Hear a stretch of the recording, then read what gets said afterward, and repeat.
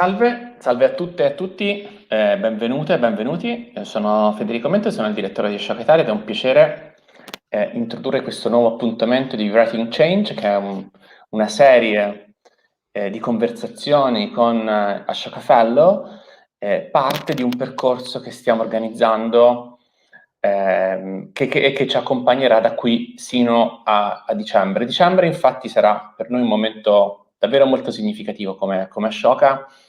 Avremo l'opportunità infatti di ospitare a Torino l'Ashoka Changemaker Summit, che è l'evento della nostra comunità più importante. Lo faremo insieme ai nostri partner di Torino Social Impact, la Fondazione CRT, la Fondazione Sviluppo e Crescita CRT e OGR.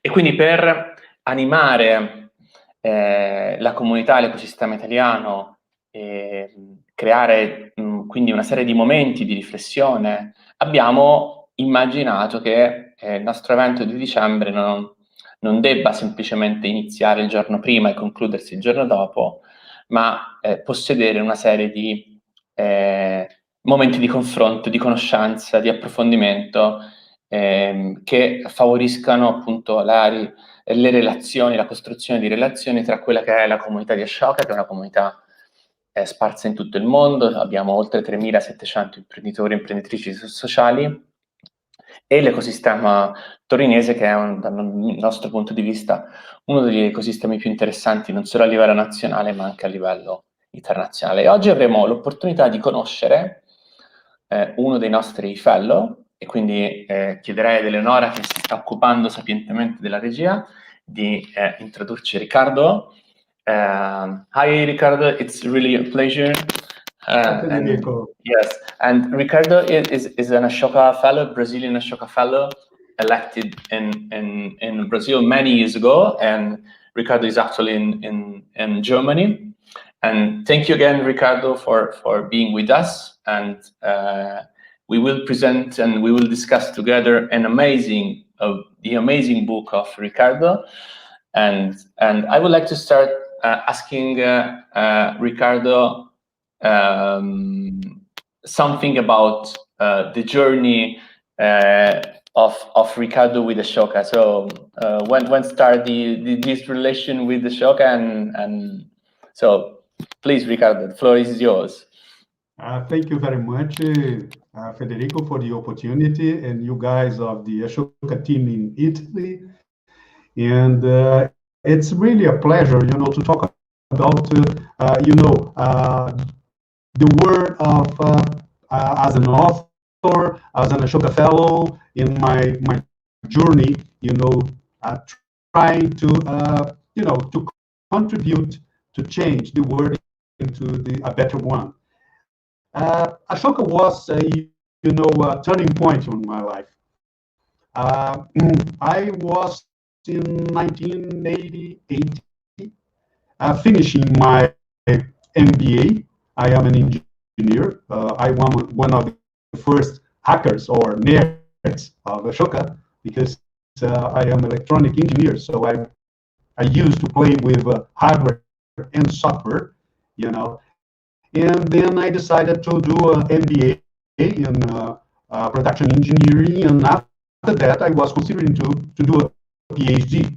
So I was very undecided between being an academic or, to go to the industry, because I was really in love of computers and things like that by that time. I'm still. I tell you, I was, when I went to Ashoka for the first time in 1989, I helped, the guys there to set up the very first email address of Ashoka. So Diana Wells reminded me that one of these days, Diana Wells is the president. Well, how come a Brazilian engineer, set up our? But I was telling you that I wasn't decided about, because usually you just know, the conventional, the traditional paths, careers paths, and then somehow I'm gonna share the screen with you to give a little bit of a better idea of this journey. And basically, in 1988, in December, I attended a panel of Ashoka in Brazil. And by that time, we are talking about 1988. It's quite a long time ago, Jurassic years. And I was interviewed during 2 weekends by Bill Drayton and a lot of members of the selection panel. And it was a critical point in my life, because I start learning from the best source, Bill Drayton and his team, the meaning of a social entrepreneurship. So this expression was introduced to me more than 30 years ago. And when I learned about that, something very different, happened to me. It was like, having wings. So I discovered that you don't have to choose, a career path. You could choose something else. You can have wings. You can think about, integrated profit, career, social good, things like that, environmental. How to deal with inequities. So I really was very, very happy to find out Bill Drayton in my way. And I was elected fellow with a project, which was the Institute of Technology for the Citizen, ITC, which I was immediately starting to create in Rio from the scratch after being elected Ashoka Fellow. So ITC, the Institute of Technology for the Citizen, was basically a support, a technical support team for social activists, NGOs, and municipalities who were involved with innovation for dealing with social and environmental issues. I stayed with ITC for more than 10 years, and during this time, I started working with international as well, and especially in terms of influencing public policy in urban development in various Latin American countries, and also in contact with organizations like United Nations Development Program, World Bank, and others. Because actually, it was the 90s were a very active time in Brazil. By that time, Brazil was, really in a very good situation, totally different than what is today. In 1992, we had the United Nations Summit on Environment and Development in Rio de Janeiro. So we had more than 30,000 delegates from NGO, heads of states, all heads of states of the world by that time. So it was really a fantastic time. However, by the beginning of this century, I decided that it was time to phase out ITC and to go into another kind of adventures. And then I started another phase of my life, which was a sort of a consultants business. So I was a sort of convinced that there were something in the business sector that might be interesting to learn from. And the best way to learn from something is to work with that. And then I decided that I had a very unique way of providing strategy, guidance for organizations, for corporations, which was a different kind of consultancy.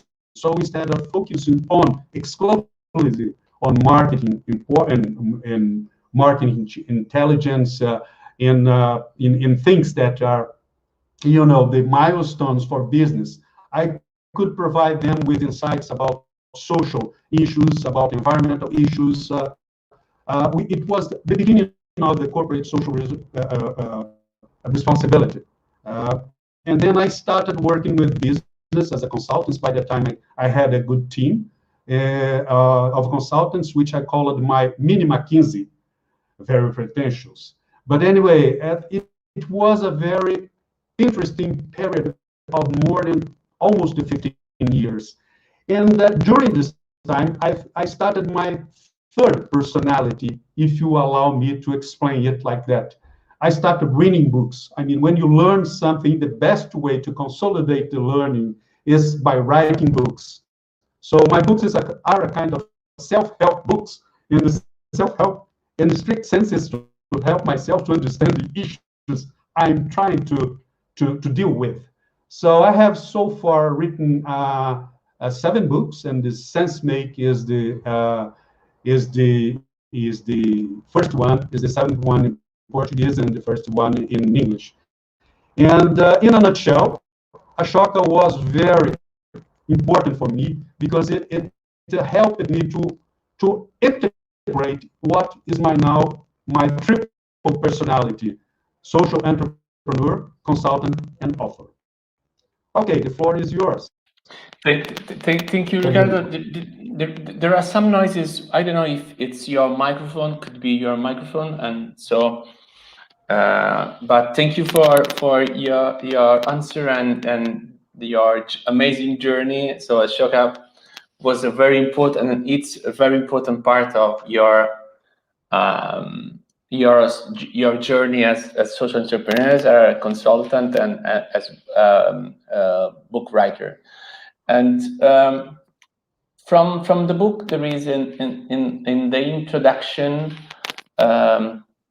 3 keywords that from my perspective are really amazing keywords for understanding the reason why you have decided to write this self-help book, as you said. And these 3 words are epiphany, sabbatical, and pandemic. So can you explain why you have chose these 3 words for the introduction of the book?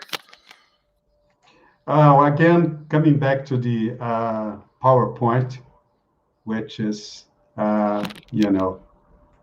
very helpful to explain with pictures. Let's go to the another one, which is so here are the 3 words: epiphany, sabbatical, pandemics. Now we are going to talk a little bit about the making of the book. Is it okay? Is it your Yes. answer? Is it your question? Yes. The making of. Okay, we are not going to talk about the book itself now, but about the process of developing it. And I love these 3 words because the first one, it was a process which happened to me in December 2016. Actually, the beginning of 2017. It was a moment in revelation for me when I was in Wiesbaden. I mean, Brazil was very chaotic by that time. We had a very bad moment in terms of politics. You probably are aware about the impeachment process, economic crisis and all these things. And I was spending the last months of December, or the last month of the year, with my daughter, she is a ballerina, and she's living in Germany for such a long time. I mean, ballerinas, they cannot survive, in Brazil. And she decided to come to Europe when she was 12 years old. And she's living here since she was 18. She's a very courageous girl. And then me and my wife, we spent generally the last months of year with her, because we can see her, working in Nutcracker and things like that. So, but I myself, I was in a park, snowy, all white, and I was thinking about my life, about the mess of Brazil, of the challenges that I had, with a social enterprise that collapsed. I mean, nobody talks about the wounds of war, but I think it's very useful to discuss that and to admit how vulnerable we are, and the defeats and failure. So I decided that time has come to change my life, and I was considering 3 kinds of it's an analogy that I use very much when I'm working with people in workshops, that usually we have three choices in your life. You can stagnate, like the chicken, with the erratic flights. You can go into a process of decadence, which means the ostrich that negate, the reality. And you can fly to a new normal, like the eagle. And exactly in this body, I had an epiphany that it was my time, to be like an eagle. And so I decided to immigrate, which is not a very easy decision when you are 60 years old, from Rio de Janeiro to Lisbon to Europe. And because of the various factors, I decided to stay for some time in Lisbon. My final destination was Central Europe, but I decided to stay for various reasons for a couple of years in a sabbatical, that's the second word, in Portugal, where I could, live from my customary work of a consultant and social entrepreneur, and I studied for sometimes a subject that I think it's very important, communication. So I was there in that marvelous city, thinking about it, just 3 words. So I read hundreds and hundreds of journals, papers, attended workshops, always obsessed with 3 words: communication, leadership, and purpose. And of course, sometimes I had to, to invest in my well-being, and then I start yoga. And nowadays I'm quite in a good level of yoga. So then it comes the pandemic. So the pandemic came exactly when I was starting. Sorry, Ricardo, if I interrupt you, but there is some noises. I guess could be your microphone. So I don't know if you can try without microphone, or it's. I'm trying to. Let's see if it's okay. Can you hear me now? Yes, now it's perfect. Now it's okay? Yes. Great. Okay. So sorry for the interruption. Okay. So we always have some bugs with technology. Well, I was telling you that I started after the sabbatical. To end up the sabbatical, I decided to gather the material, my studies, my notes, and write a book, and then it came the pandemic. And the pandemic, at least for me, was something, you are Italian, I started writing book, and at the same time, I got 𝐸𝐿, the Boccaccio, which was a sort of good inspiration. I said to myself, I don't have to take care about anything else. I just have to write, And in the meantime, the recreation was to read the Boccaccio, the 𝐸𝐿, and walk along the Tagus River, which is a wonderful thing. So I cannot complain about my pandemic. I know it's very selfish from me, but that's the way, I faced the challenge of pandemics, at least during 6 months, the time that it took me to develop the book. And the book, it is a book, it's clearly a book with a mission. I didn't want to write a book for academics. I was in front of me with readers, which could be, Ashoka Fellows. So I had a strong identity for my readers, and that's why I say that I was writing with urgency a book with a mission. And which was the mission?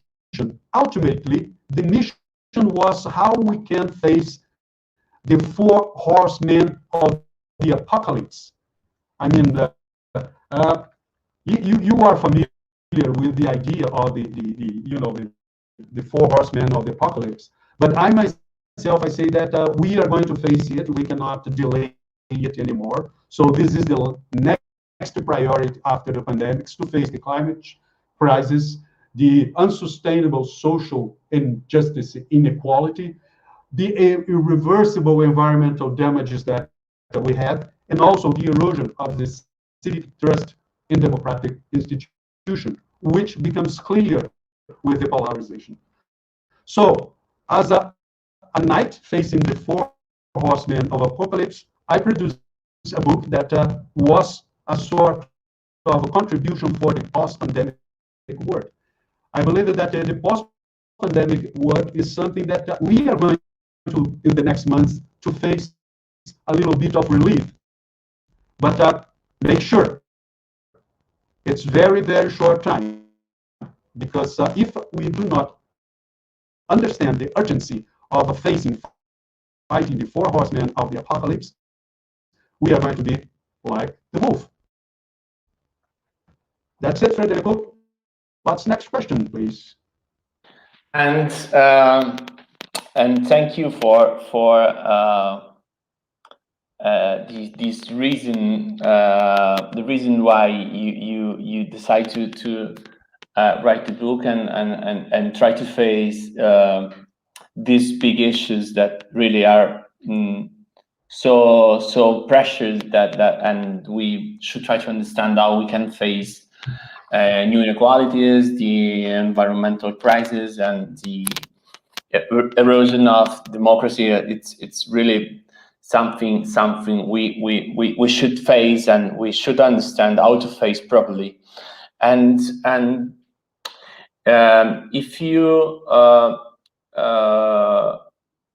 can describe in a certain way, on nutshell, the book, which are the main parts you would like to share with us, the main components of the books. For me, one of the main concepts you express in the book is the idea of leadership, that in the new normal we need to reshape the idea of leadership, the relevance of communication, that it's something that basically we think it's not so important, but from your perspective, it's really something crucial, and I agree with you about the relevance of communication. And the third topic is purpose.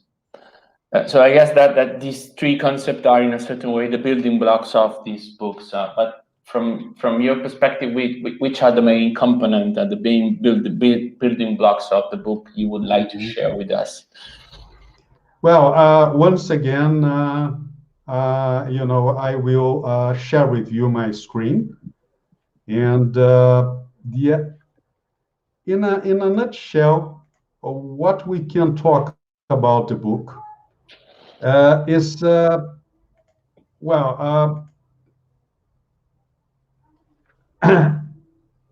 I won't take long to explain you, because I just want to thrill you, to teaser you a little bit, about the content of the book.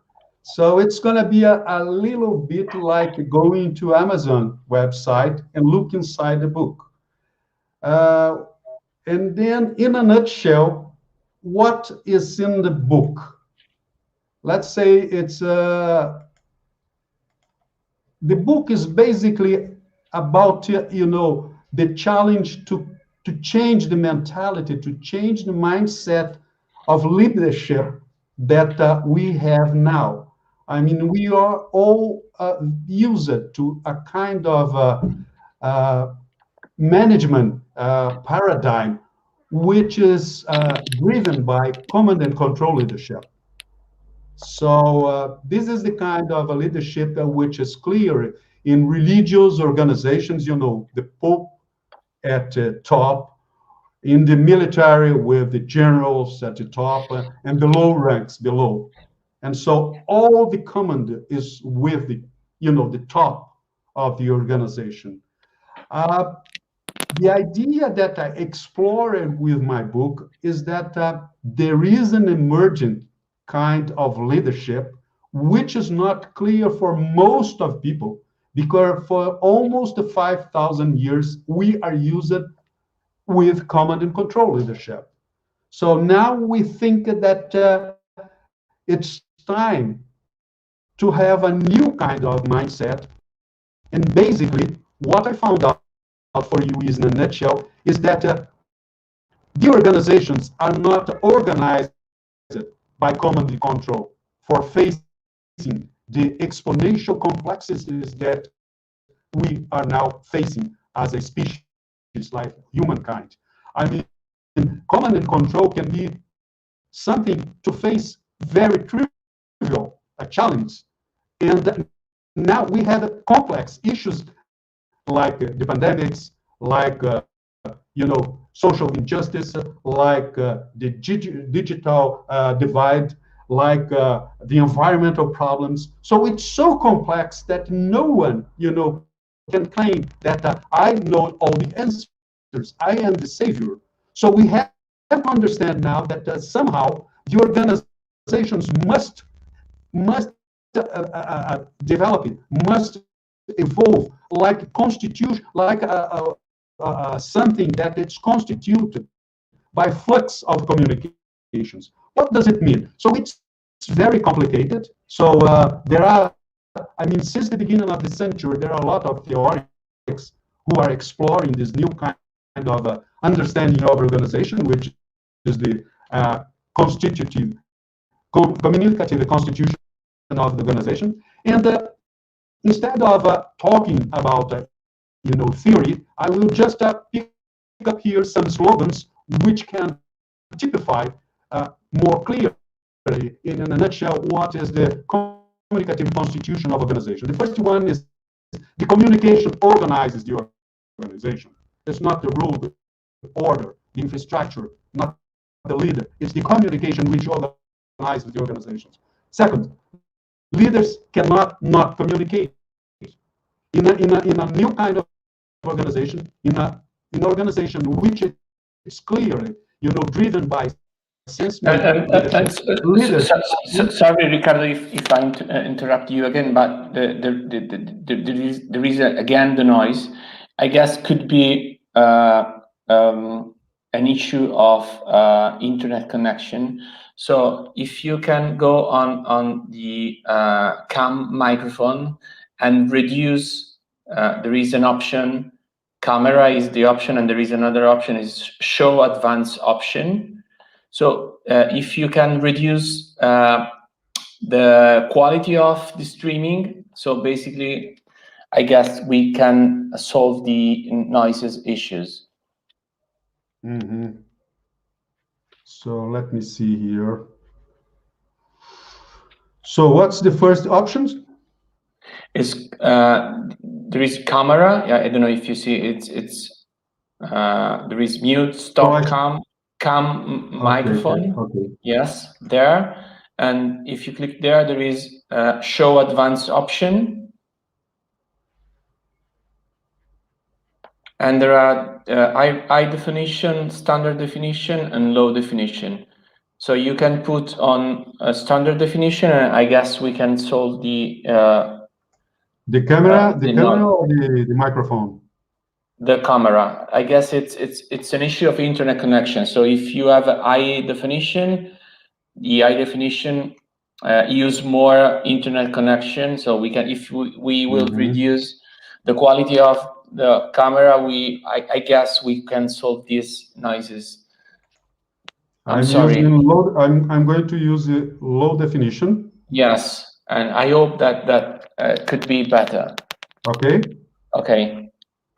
And shall I do something with microphone? No. It's fine. So it's fine? Please. Yes, and sorry again. No problem. Yes. So can you see my screen? Yes. So we carry on from where we stopped.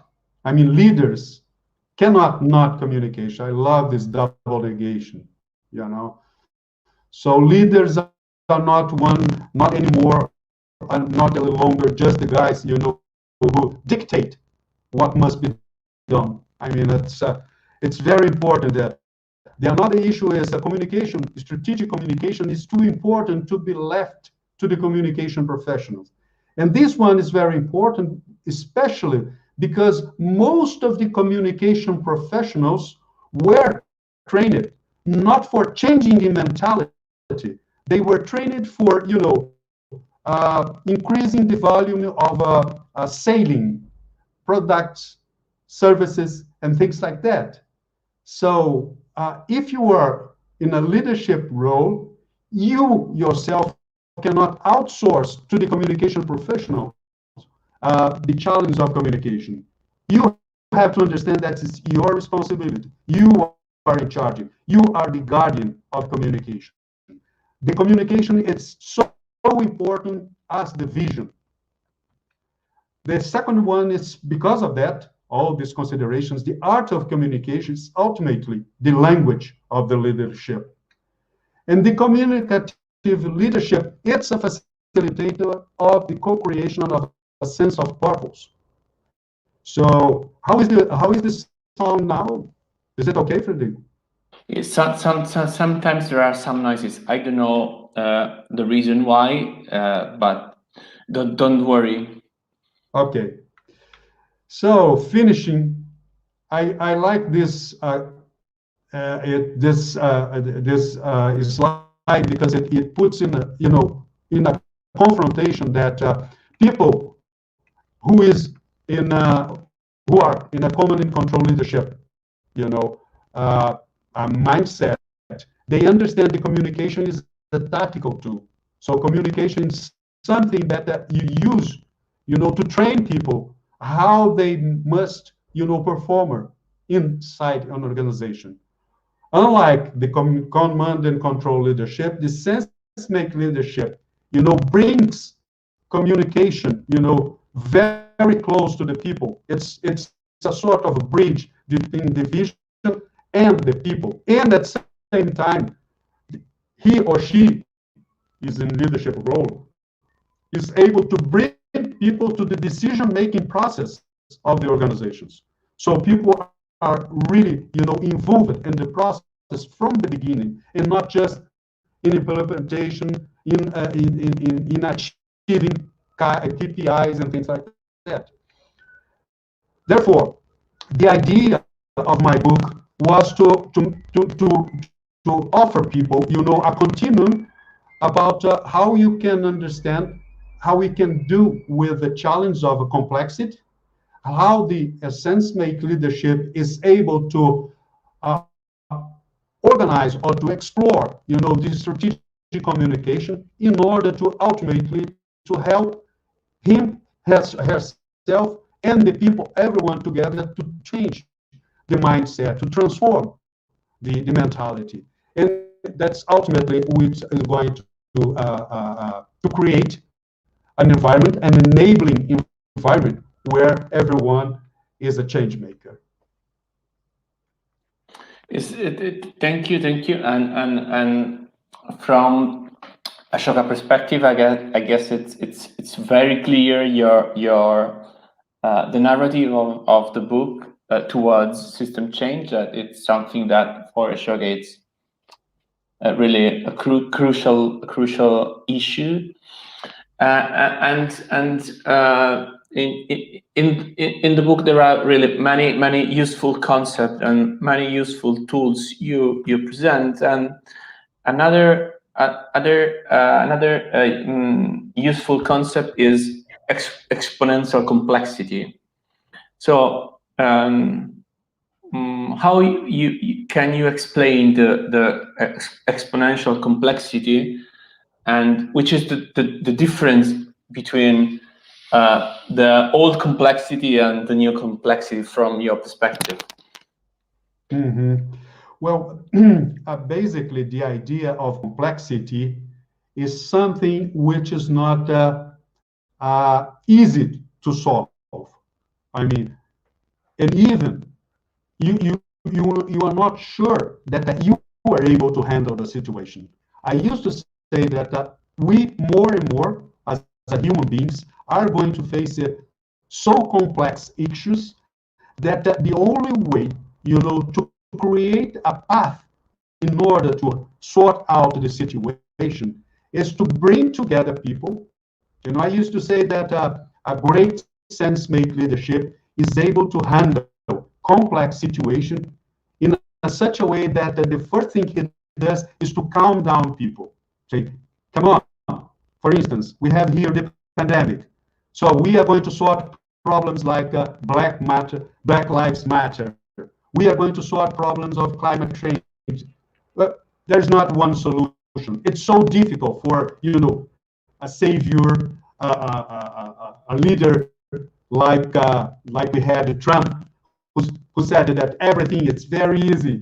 It's very easy to solve. It doesn't exist anymore. Everything we have to recognize, it's complex. So besides, offering people the conditions to help them to understand that it's complex, but we can have confidence that bringing together people, we can manage a conversation. That's the second C, to sort out, this complexity. And the next C is the co-creation and collaboration. So that's basically the way we can handle complexities. For instance, I created the expression complexity, exponential complexity, because of the pandemic. I mean, I started writing my book, immersed in the pandemic. So it gave me the inspiration to understand that nobody, has the answer why we are going to solve this issue. So this is an example. We are going to face it more and more. And if we have leaders who understand that they have to create a situation to calm down people, to bring people into a conversation, an active conversation. I'm talking about a leader who is a facilitator of conversation, not a leader who is imposing. I know what's the answer. I know what I have to do. It doesn't work any longer. And then we have to, in this process of facilitating the conversation, the people in leadership role, they have to help people to co-create and collaborate into implementing a given situation. So that's the only way to go. So that's why command and control performance is so low in situations of complexity. And another question is relating on how we can transform the organization, because organization have a very strong culture, and sometimes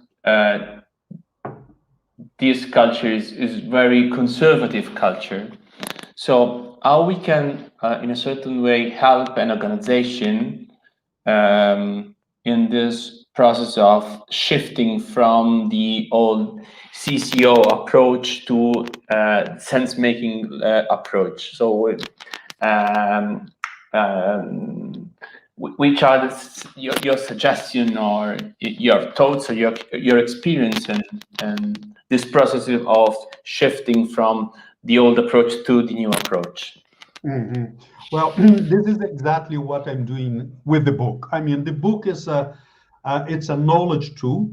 It's like seeding a new idea that the leader is a facilitator. The leader no longer is that dictator, the guy who knows all the answers, the guy who is able to go to the Twitter in just 140 characters to say, this is the answer for the problems. Basically, the idea is, in my book, the last part of the book, I have a methodology of a participatory decision-making process. I mean, with the book, I'm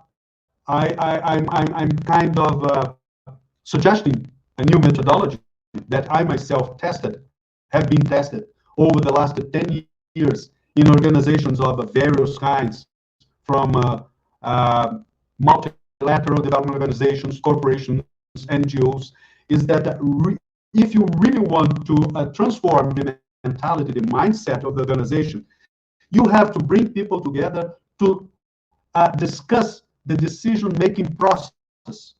I mean, if people understand how to deal with the problem, they become part of the solution, and they become a part, you know, of the guys who are going to implement the solution. So I'm suggesting for the organizations who would like to, let's say, you have an Ashoka Fellow who is leading an organization and sees some resonance with the challenge that his or her organization is facing, you know. So I'm suggesting like the very first step is to organize a workshop, you know, with the people, with the stakeholders of the organizations, in order to understand, to refine the decision-making process, to make it more participatory, so people can understand, can have a better understanding of the problem, and they will be involved in the co-creation of the solution. So this is a learning process that we are still developing as a human being. I mean, the process of educating people, you know, since you leave the kindergarten, I speak about it, I use this in my book. The most the progress, the most advanced progress in terms of cognition is the time that we are infants.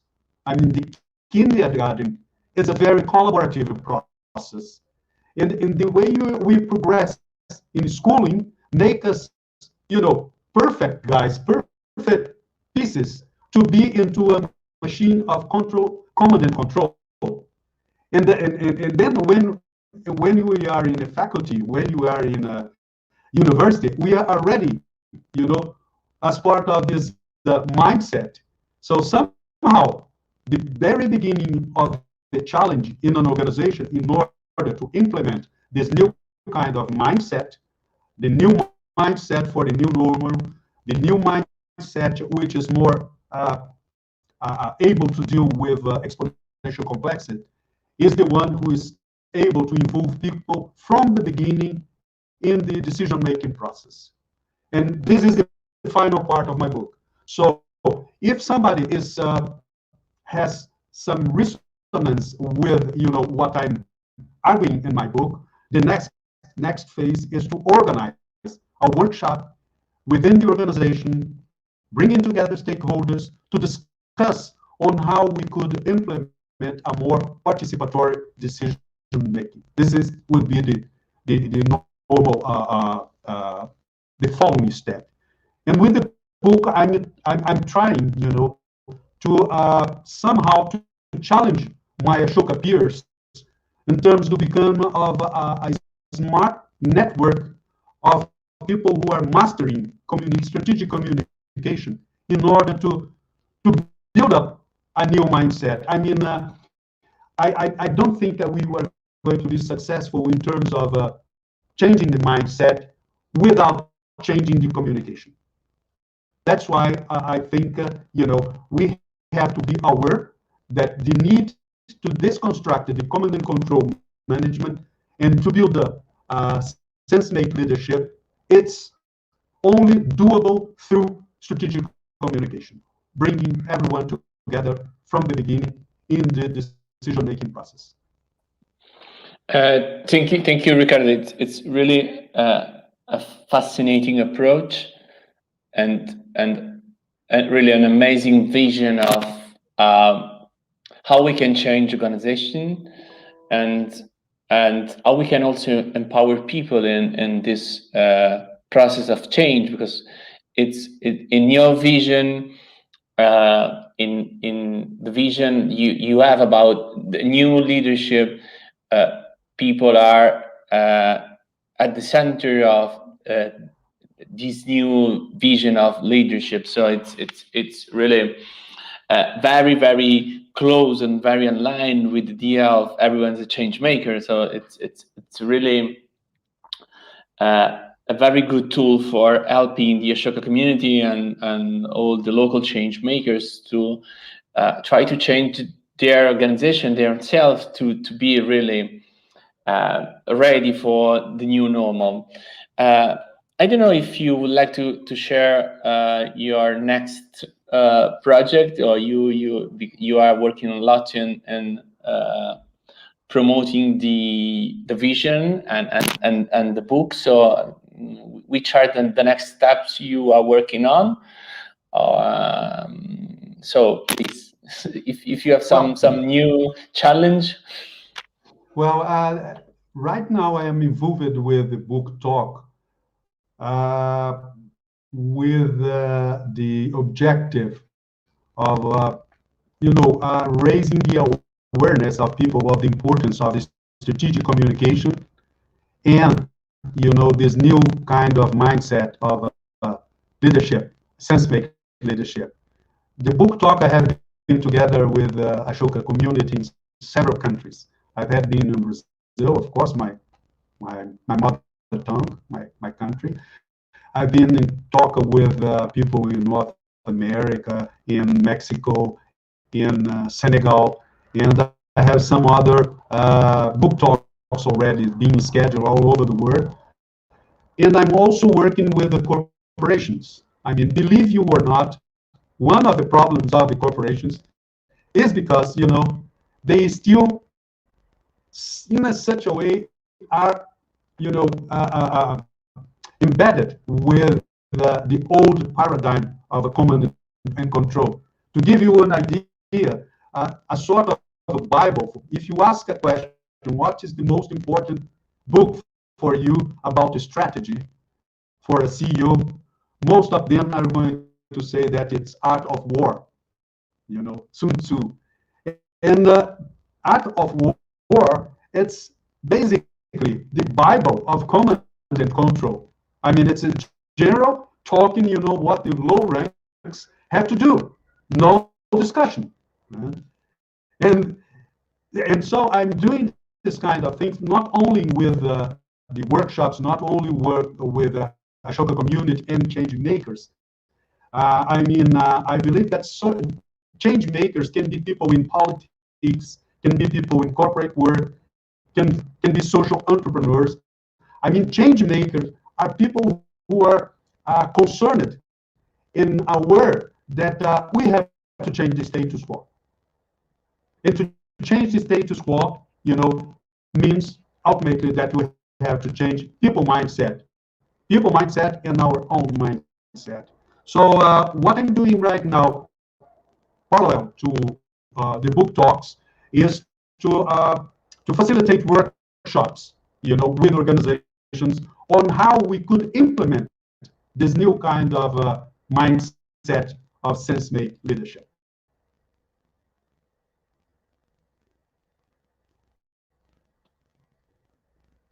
Thank you so much, Ricardo. I don't know if we have questions by the auditors or people attending this chat, or we can wait for some question. Unfortunately, we have some technical troubles with the noise. I'm sorry with you, Ricardo, but I don't know why, because in the test the quality of the audio was really good. So please apologize for Just let me one question about this. Do you recommend, which browser do you recommend for this platform? I'm using Edge. Oh, I don't know, because normally we use Chrome for Chrome. the yes. It might be a sort of technical incompatibility with Edge. I don't know, because it's funny, because now we are talking and your voice is perfect, and after some seconds there is a sort of distortion of your voice. I don't know why we have these noises, but I hope that people have enjoyed the discussion. I did. So we had very great discussion on your book and your vision and your idea about sense-making leadership. So we don't have, I don't know, Eleonora, if we have some question, or we can close this presentation. So please give me a feedback about question in the chat or in. There is someone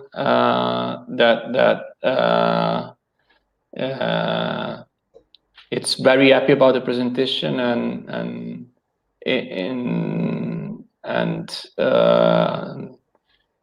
he said, and he or she, I don't know, will definitely check out Ricardo books, and thanks for organizing and sharing. So we have a very good feedback from one attendee, and I'm very happy. So if we don't have questions, I would like, Ricardo, to thank you again for your time and this discussion we had. And I read your book, and I guess that it's really a very powerful tool for navigating complexity now and try to understand how everyone of us who has a leadership role could change his or her way of managing the leadership, and could put people at the center, and could empower people, and could work really on different paradigm of leadership, and the idea of the relevance of communication.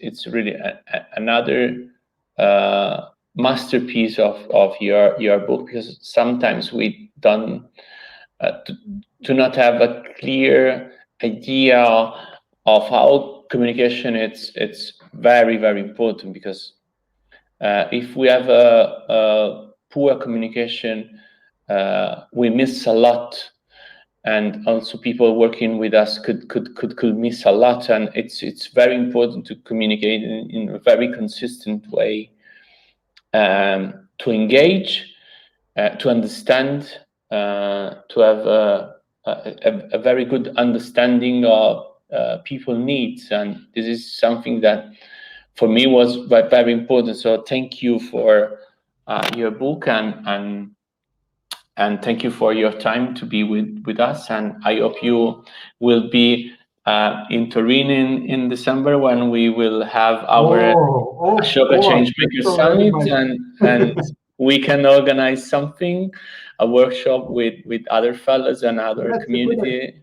That's a terrific idea. Turin is one of the Italian cities that I haven't been yet. Yeah, you should come to Turin and be with us, because Turin is an amazing city, an amazing ecosystem, and I guess that we will have 3 terrific days together with all the Ashoka community. So we will be all vaccinated by yes, we will be vaccinated, so we can also have dinners and lunch and they. Yes. So I hope to see you in person in Turin, and thank you again for your time, and thank you also for Eleonora and Maddalena, who help us to manage this chat. So thank you again. Thank you very much. Grazie. Obrigado.